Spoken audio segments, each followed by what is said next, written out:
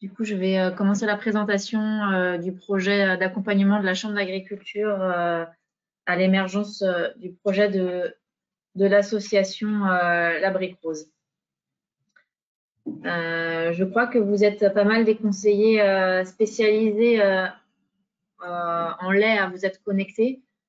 Il y aura peut-être des questions techniques auxquelles je ne pourrais pas répondre parce que voilà, à la base, je suis chargée de mission plutôt généraliste, donc j'ai suivi le projet dans sa globalité et voilà, j'essaierai de faire au mieux pour répondre aux questions. Donc pour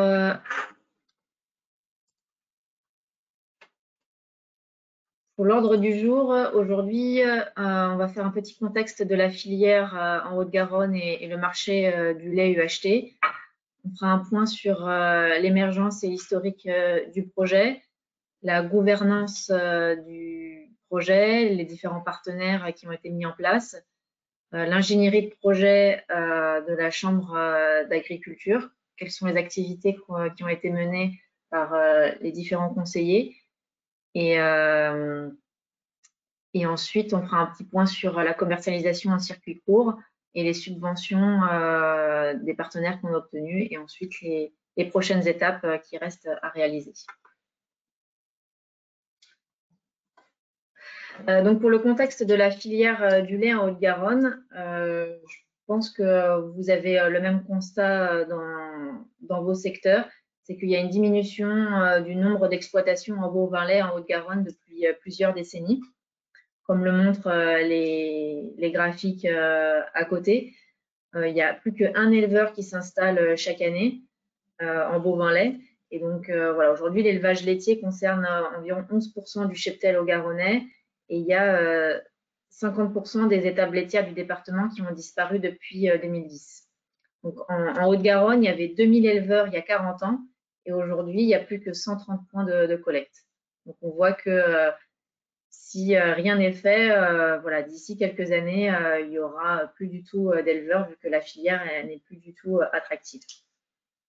Donc, la filière est en danger et à ce rythme-là, les outils de transformation ne pourront plus fonctionner s'il n'y a plus assez de lait dans la région.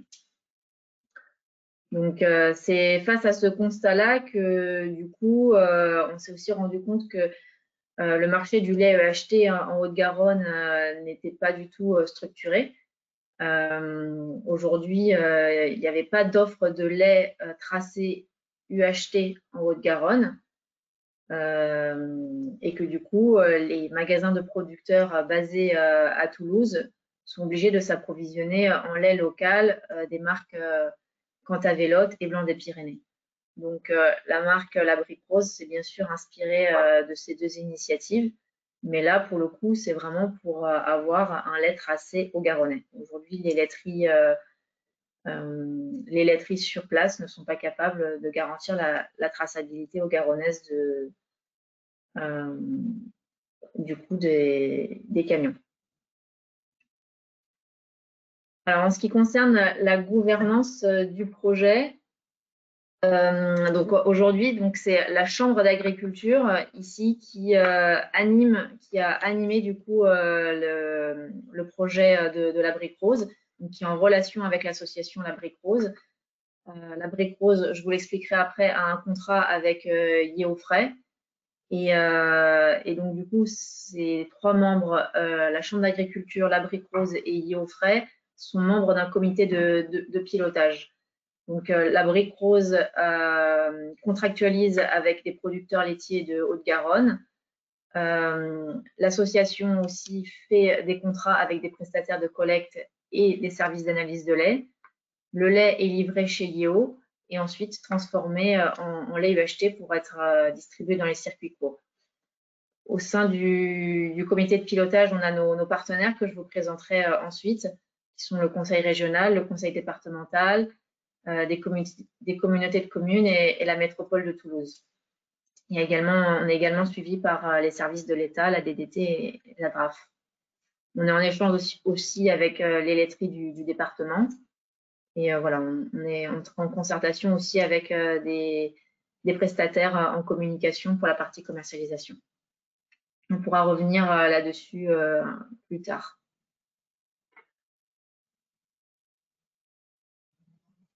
Donc, l'émergence du projet.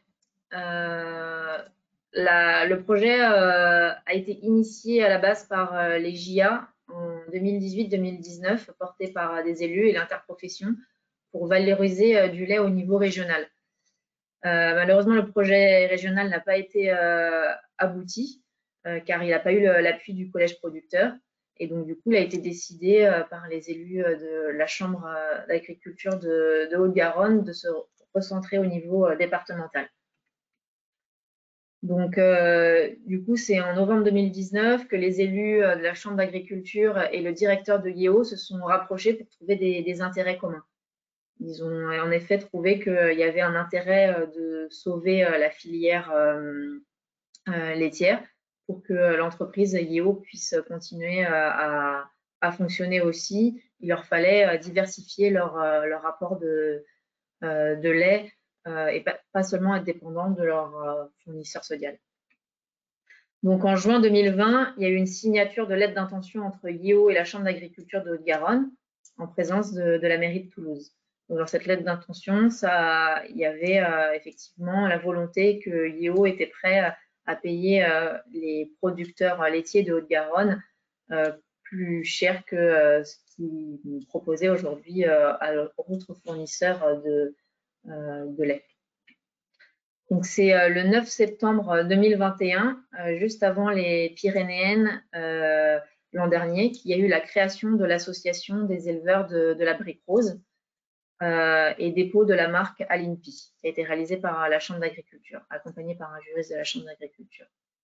Ensuite, le 18 septembre 2021, lors des Pyrénéennes, il y a eu la signature officielle du contrat de Yeo avec l'association La Brique Rose. Je vous présenterai plus en détail le contenu de ce contrat entre La Brique Rose et Yeo qui garantit une meilleure rémunération pour les éleveurs. Ensuite, le 13 octobre 2021, il y a eu une réunion d'information qui a été organisée par la Chambre d'agriculture à l'intention de tous les éleveurs laitiers du département. Donc, il y avait 120 éleveurs qui ont été conviés. Et au cours de cette réunion, on a présenté du coup l'association, on a proposé à tous les éleveurs de nous rejoindre. Et à la suite de cette réunion, l'association, qui au départ qui avait été créée en septembre 2021 où il y avait 3 éleveurs, ensuite il y a eu 16 éleveurs qui ont décidé de rejoindre l'association. Parmi ces 16 éleveurs, il y a eu plusieurs bureaux de l'association qui ont été animés par la Chambre d'agriculture, qui ont fait que le 31 mars 2022, il y a 7 éleveurs qui ont décidé de franchir le pas et de signer un contrat définitif avec la Brique Rose et du coup de résilier leur contrat avec leur laiterie actuelle. Il y a bientôt un 8e, la semaine prochaine, un 8e éleveur qui va signer un contrat également avec la Brique Rose. Donc les éleveurs concernés sont principalement dans les laiteries Lactalis et Oneti. On n'a pas d'éleveurs Sodial ni Danone. Je pourrais vous expliquer à la suite pourquoi ça n'a pas été possible avec Lactalis et Danone pour l'instant. Rapidement, les prochaines étapes. On a vraiment un point clé du projet puisque le 1er juillet, c'est-à-dire vendredi, il va y avoir les premières livraisons de lait de 3 producteurs de la Brique Rose qui n'avaient pas de préavis avec Lactalis et qui peuvent déjà livrer chez Yeo. Donc ça va être une collecte organisée en 48 heures et aujourd'hui on est à seulement un volume de 90 000 litres annuels. Ensuite, en septembre, on estime vers la 3e semaine de septembre, il va y avoir lancement de la première fabrication de briques roses. Parce que pour l'instant, le lait qui est livré chez Yeo va uniquement servir à la fabrication de yaourts Yogourmand pour Yeo. Et ensuite, la fabrication de la brique de lait, la brique rose, sera réalisée à partir de septembre avec des volumes de fabrication de 25 000 litres à chaque fois. Donc, on pense faire 1 ou 2 fabrications par mois de 25 000 litres. C'est seulement en mars 2023 qu'il y aura les 8 éleveurs qui auront fait tout leur préavis avec leur laiterie actuelle, qui rejoindront définitivement la brique rose. Donc, au 31 mars 2023, on aura 3,5 millions de laits collectés qui ont déjà été contractualisés avec la brique rose. Alors, plus en détail, le contrat qui a été signé entre Yeo et la brique rose. Donc, il s'agit d'un contrat de livraison de lait construit sur la base du contrat cadre national. Donc, le lait est vendu par la brique rose à Yeo. Donc, Yeo ne contractualise pas directement avec les éleveurs. Donc, la brique rose a un rôle d'achat-revente de lait. Le contrat initial a été signé pour une durée de 5 ans et ensuite il pourra être renouvelé d'une façon indéterminée. Il s'agit d'un lait standard classique qui respecte la grille des interprofessions. Au niveau du cahier des charges, il n'y a pas de labellisation spécifique pour l'instant, ni bio, ni sans OGM, ni lait de foin. On a essayé de faire le cahier des charges le plus simple possible pour les éleveurs pour le moment. On verra tout à l'heure qu'on réfléchit peut-être à avoir peut-être une certification HVE à l'avenir pour avoir accès au marché des collectivités. Donc, la brique rose organise la collecte, la facturation et les analyses de lait. Donc ça, c'est à la charge de l'association. Et l'objectif de ce contrat, c'est que d'ici 5 ans, il y ait 10 000 litres de lait qui soient livrés. Donc aujourd'hui, pour rappel, on a contractualisé avec 3,5 millions de litres avec les 8 éleveurs qu'on a. Donc voilà, on a bon espoir que d'ici 5 ans, on ait atteint les 10 000 litres de lait. Donc, quelle est la clé de ce contrat? C'est que du coup, le lait est mieux rémunéré aux éleveurs. On prend le prix de base CNIEL mensuel auquel Yeo rajoute plus 10 € les 1000 litres de base. Quoi qu'il arrive, le lait est payé plus 10 € de plus que le prix mensuel CNIEL. Ensuite, en fonction des ventes réalisées par Yeo Frais et par l'association La Brique Rose, pour toutes les briques de lait qui seront vendues sous la marque La Brique Rose, il y aura 40 € supplémentaires les 1000 litres. Et ce sera de même pour tous les litrages vendus sous la marque Yo Gourmand. Donc, on arrive à un total de plus 50 € les 1000 litres à chaque fois qu'il y a des produits La Brique Rose ou des produits Yo Gourmand qui seront vendus. À cela, l'industriel Yeo s'engage à payer 32 € les 1000 litres de lait collecté pour amortir les frais de collecte. À titre indicatif, voilà, aujourd'hui, comme on a des petits volumes, aujourd'hui, on est bien au-dessus des 32 € les millilitres pour effectuer nos collectes puisque nos camions ne sont pas pleins. Donc voilà, pour l'instant, l'association est un peu en surcoût de collecte. On est plutôt autour de 72 € les millilitres de frais de collecte pour l'instant. On espère que quand les éleveurs intégreront au fur et à mesure la démarche, voilà, on pourra arriver facilement en dessous des 32 € les millilitres de frais de collecte.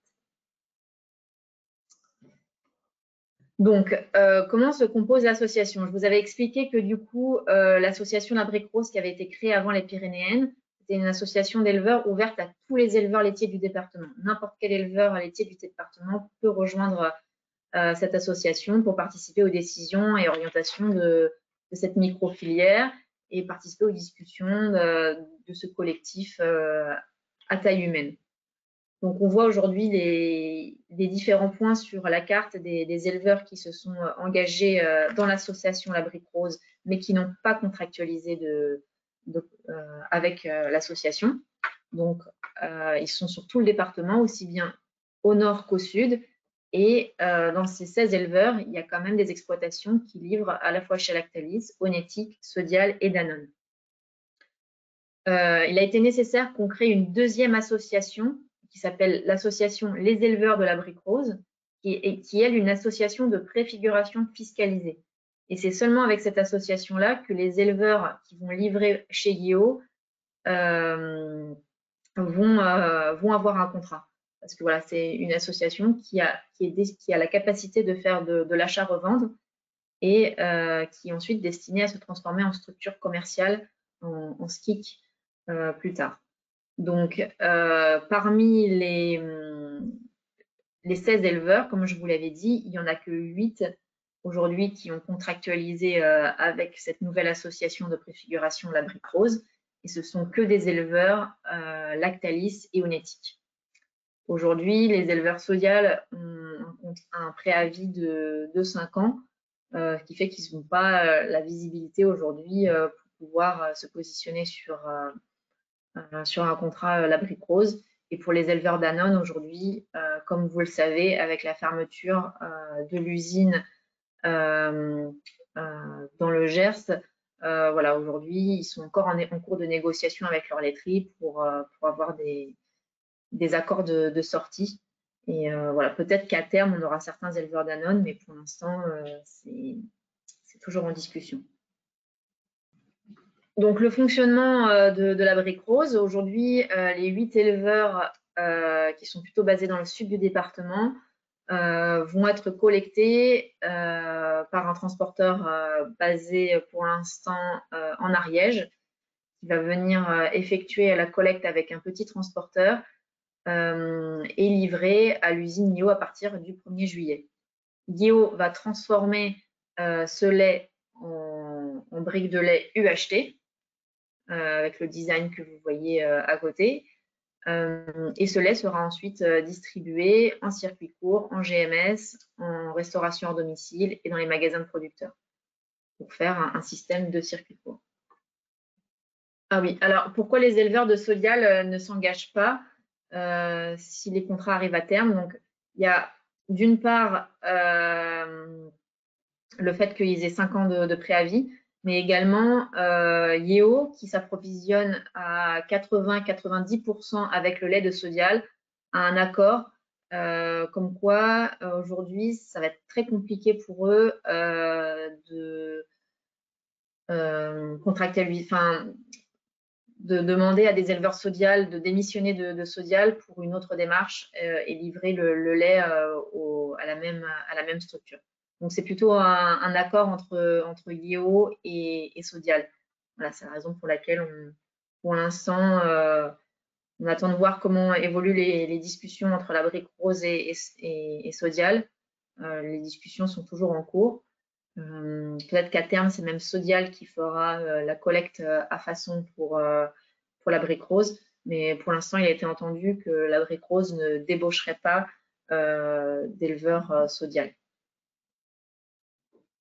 Donc pour l'instant, notre partenaire, c'est Yeo, mais l'association n'exclut pas qu'à terme, dans un second temps, il y ait d'autres types de transformations qui soient réalisées, par exemple la transformation fromagère avec une autre laiterie. C'est écrit dans les statuts de l'association qu'on pourra travailler avec d'autres industriels, basés sur le même principe de rémunération des éleveurs.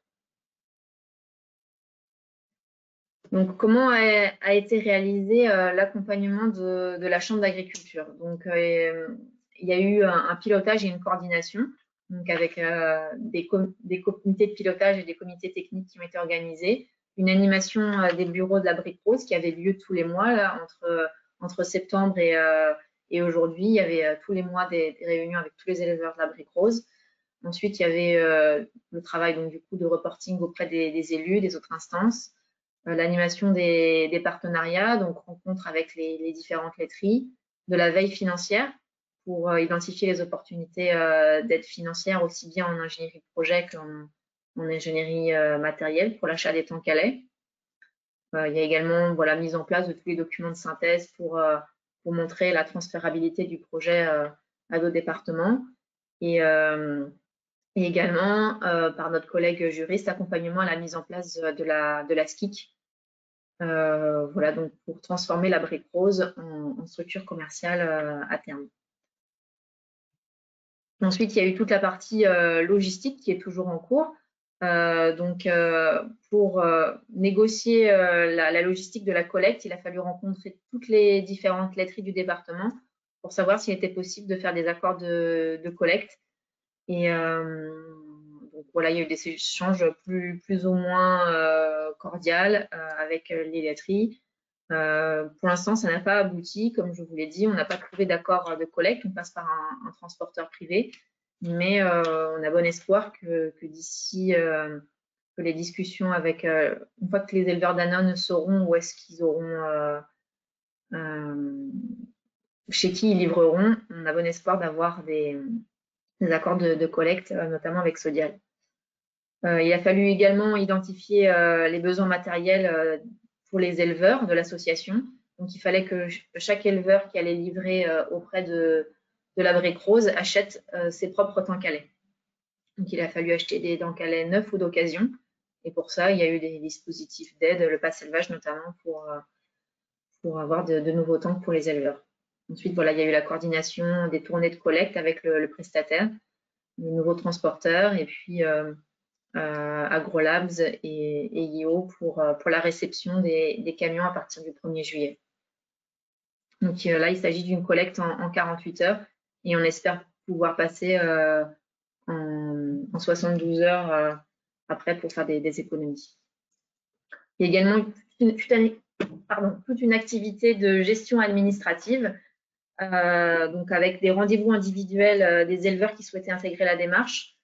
Donc, les chargés de mission élevage s'est rendu sur l'exploitation pour faire un bilan économique de l'exploitation et faire une évaluation de ce que l'éleveur gagnerait en passant par la brique rose en termes de revenus, si c'était plus intéressant ou pas, et des risques que ça comprenait. Donc, chaque éleveur qui a signé un contrat avec la brique rose l'a fait en connaissance de cause, en connaissant les risques que ça impliquait. Ensuite, il y a eu la signature des contrats d'éleveurs et la mise en place d'un règlement intérieur. Et puis, la mise à jour du règlement intérieur au fur et à mesure de l'évolution de la vie de l'association. Il y a tout un volet aussi maîtrise de la qualité de la production et la traçabilité du produit en relation avec IO. Donc, il y a aussi les relations avec les services d'analyse de lait pour faire la grille de paiement pour les éleveurs. Également, la condition de transformation par IO avec la traçabilité. Et également la mise en place et le suivi de l'application du cahier des charges. Pour l'instant, on est sur un cahier des charges classique d'un lait standard. Et encore une fois, on réfléchit à passer sur soit un lait équitable ou un lait HVE. Au niveau du développement de la marque, donc ça c'est la partie un petit peu plus marketing. Il a fallu faire un plan de développement de la marque en concertation avec la marque, avec l'industriel IO, et avec une élaboration d'une identité visuelle avec le logo que vous avez vu, le storytelling. Et IEO s'est également chargé de faire une animation de panel consommateur pour connaître un petit peu les orientations et les goûts des consommateurs pour le lait local. En ce moment, on est en train de finaliser le packaging de la brique de lait en relation avec un cabinet de design. La partie commercialisation, donc pour ça, la Chambre d'agriculture a fait une veille concurrentielle avec également une élaboration de la stratégie de commercialisation. Donc là, en ce moment, on s'est focalisé sur mettre en place des contrats avec la restauration hors domicile. Donc pour ça, on a fait récemment une animation auprès des directeurs de restauration collective en leur faisant visiter l'usine IO et en leur présentant la démarche pour savoir s'ils étaient intéressés pour utiliser le produit à partir de la rentrée. Donc, il va y avoir bien sûr derrière un travail de prospection, de phoning, de mailing à faire aussi auprès des GMS et des petits distributeurs. Et il est également prévu dans les statuts de l'association que les éleveurs seront rémunérés pour toutes les animations qu'ils feront en GMS et quand ils feront aussi visiter leur ferme ou au cours de salons pour faire la promotion de la brique rose.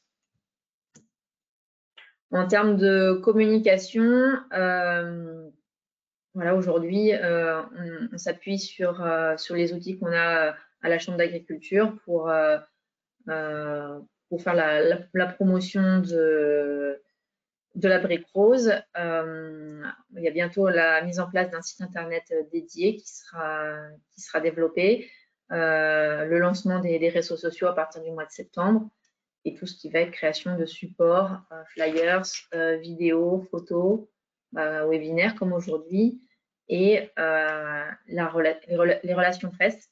On est en lien avec un attaché de presse qui nous diffuse tous les articles et les communiqués sur les différents journaux locaux. Pour la partie commercialisation, alors en ce moment, on est en plein dedans. Yeo nous a proposé de faire un contrat de licence de marque. J'ai écrit 2 fois le mot marque, qui sera mis en place prochainement. Donc, c'est en cours de négociation. Donc, comme Yeo a déjà l'expertise de la distribution à travers son réseau de distribution pour la marque Yo Gourmand, on leur fait confiance pour leur donner l'exclusivité de la distribution de la brique rose et en contrepartie, Yeo versera des royalties à l'association pour toutes les briques de lait vendues. Donc ça, les pourcentages de royalties, les modalités, etc. sont encore de discussion entre les différents juristes les avocats de Yeo et les avocats de l'association. La commercialisation, du coup, se fera en GMS via le réseau de distribution France Frais de Yeo. Donc, ce sera présent sur voilà, les intermarchés, les carrefours, là où la marque Gourmand est déjà bien présente. La restauration collective, on espère pouvoir facilement y avoir accès en étant éligible à la loi Egalim. Et pour cela, en ce moment, on est en train d'étudier pour avoir le label commerce équitable ou le label HVE. Pour l'instant, on ne sait pas encore lequel des deux est le plus contraignant pour les éleveurs. A priori, ce serait plutôt HVE. Mais voilà, c'est vraiment le début. Il y aura également une distribution des produits de la brique rose dans les magasins de producteurs, à travers aussi des plateformes comme Produits sur 131, qui est également une association qui est émergée de la Chambre d'agriculture qui distribue les produits locaux. Voilà. Alors, une petite synthèse des atouts et des faiblesses du projet. Aujourd'hui, l'atout majoritaire du projet, c'est que c'est un partenariat gagnant-gagnant avec la dernière usine toulousaine de transformation laitière basée à Toulouse. Donc, ça permet de soutenir la filière et on a donc du coup le soutien de la région. On va voir plus tard les différents soutiens qu'on a. La région nous a accordé une subvention pour l'accompagnement ingénierie de projet. On a également un soutien du département, de la métropole et des communautés de communes. Il s'agit d'un système local en circuit court et avec une démarche éthique et solidaire. Donc, ça va être une bonne opportunité d'accès au marché.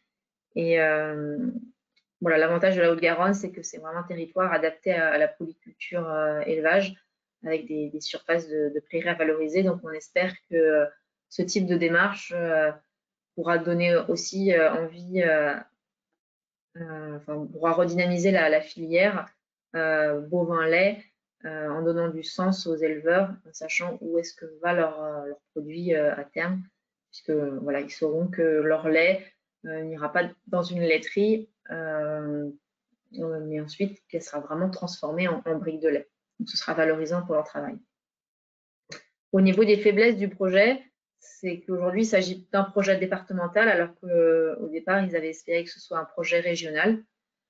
La faiblesse également du projet, c'est que c'est une production laitière morcelée. Comme on a vu, les éleveurs sont assez quand même distants les uns des autres, du fait aussi de la forme du département. Et également, la faiblesse, c'est qu'aujourd'hui, le lait UHT est un produit à faible valeur ajoutée. Donc aujourd'hui, la marge qui va être dégagée d'un produit de base comme le lait, qui aujourd'hui sera vendu autour de 1,10 € en GMS, mais 85 centimes aux distributeurs, voilà, il n'y aura pas une grosse marge qui va être dégagée. C'est la raison pour laquelle on souhaite s'élargir sur d'autres produits derrière. En termes d'opportunités, donc aujourd'hui, on n'a pas de concurrent direct dans le sens où il n'y a pas de lait UHT tracé au Garonnais. Donc nos autres concurrents, ça va être les marques Blanc des Pyrénées ou Cantavélote. Mais encore une fois, on n'est pas sur la même zone géographique. Donc normalement, à Toulouse, aujourd'hui, les marques Blanc des Pyrénées et Cantavélote ne seront pas aussi bien implantées. Il y a une demande du locavorisme en croissance et voilà. Aussi, on espère que le fait que les laiteries du territoire qui se restructurent avec la fermeture de Danone, voilà, ça va permettre effectivement de continuer les discussions avec les différentes laiteries. Et il y a des opportunités, des portes qui s'ouvrent, voilà, en termes d'accords de collecte, d'économie de charge. Voilà, on a également le soutien des différents politiques du fait que le projet soit en adéquation avec les orientations politiques des différents partenaires. Aujourd'hui, bon, les menaces, c'est aujourd'hui effectivement le prix de l'alimentation pour l'élevage qui est en hausse et qui fait diminuer, plutôt qui fait augmenter le coût de revient du lait plutôt que le faire diminuer comme ce qui est écrit sur la slide. Et on a également des pressions assez importantes de la part des laiteries actuelles pour maintenir les contrats d'éleveurs. Alors, les différents partenaires, aujourd'hui, suite à la veille financière effectuée par la Chambre d'agriculture, on a pu solliciter le Conseil régional pour une subvention ingénierie territoriale qui a été obtenue à hauteur de 61 000 euros. Et donc, dans ces 61 000 euros sont compris donc l'accompagnement ingénierie de projet, donc tout le temps salarié des agents de la Chambre d'agriculture qui sont mobilisés sur le projet, c'est-à-dire coordination, le juriste de la Chambre d'agriculture, les chargés de mission, chargés de coordination, chargés de circuit court. Il y a toute une gamme d'agents de la Chambre d'agriculture qui ont été mobilisés sur ce projet. Et en plus du temps d'agent, il y a également une subvention sur la partie marketing, lancement de la marque. Donc, le site internet, les affiches, le design de la brique, etc. Tout ça sera subventionné par la région. On a également le soutien de la métropole, qui nous aide à faire le lien avec la restauration collective et le soutien du conseil départemental et des communautés de communes qui vont nous donner des subventions ponctuelles. Par exemple, la communauté de communes de la 5C va nous apporter un soutien financier les premiers mois. Comme je vous l'ai expliqué, on a des surcoûts de collecte du fait qu'il y ait assez peu d'éleveurs à partir du 1er juillet. Donc voilà, ils vont nous appuyer financièrement pour nous aider à avoir un apport de trésorerie les premiers mois du fait d'avoir ces surcoûts de collecte les premiers mois. Les perspectives, du coup, aujourd'hui l'association va bientôt pouvoir se transformer en société commerciale. On est en cours de discussion pour se transformer en SKIC et l'association va embaucher un agent à mi-temps pour réaliser la partie gestion financière et gestion logistique. Donc, dans la gestion financière, bien sûr, il y aura la mise en place d'un système de facturation optimisé avec des grilles de paiement par rapport au contrôle laitier, toute la gestion comptable, la trésorerie, la fiche de paye des éleveurs et payer les prestataires.